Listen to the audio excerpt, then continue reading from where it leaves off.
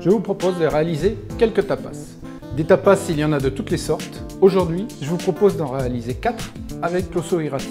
La première recette de tapas que nous allons réaliser, c'est une crème d'osso irati aux lentilles vertes du Puy. Pour cette recette, j'ai besoin de lentilles vertes du Puy, d'oignons ciselés, de carottes en brunoise, de bouillon de volaille, de crème, d'osso irati, un petit peu de noix de muscade, de l'huile et du beurre pour venir cuisiner le tout. J'ai donc fait suer l'oignon et la carotte avec un petit peu de beurre. Je vais assaisonner légèrement, sel. Et comme on est au Pays Basque et qu'on a la chance d'avoir un excellent piment, on va utiliser un peu de piment d'Espelette. Maintenant, on va ajouter les lentilles vertes. Lentilles vertes du Puy,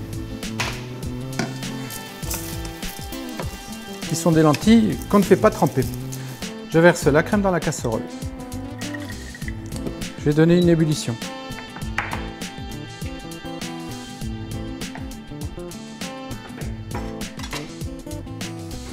Ensuite, je vais y ajouter l'osso irati.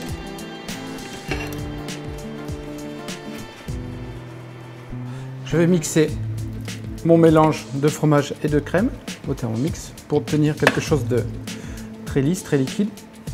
Maintenant, je vais garnir mes petites verrines. Voilà. Et après, je vais juste râper un tout petit peu de muscade. Une petite variante à la recette. Je vais prendre cette même crème et je vais la mettre dans un siphon.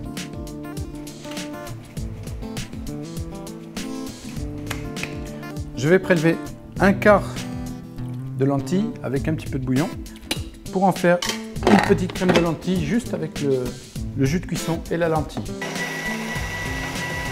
Donc je vais mettre les lentilles dans cette petite crème et je vais obtenir quelque chose de très onctueux, très crémeux, très gourmand. Voilà, là on va...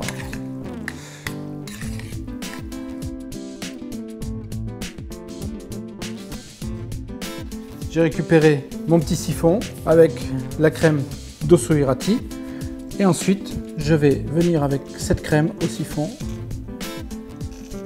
voilà, pour apporter un petit peu un aspect mousseux et onctueux. Donc là on va avoir une verrine avec un aspect mousseux, un aspect crémeux et un aspect solide. Donc 3 textures dans une même verrine. Et là on peut dire qu'on a quelque chose de très gourmand. Pour terminer cette recette, je vais y ajouter un petit peu de piment d'Espelette qui va apporter une touche de piquant et un petit peu de verdure, une feuille de persil, uniquement pour l'esthétique.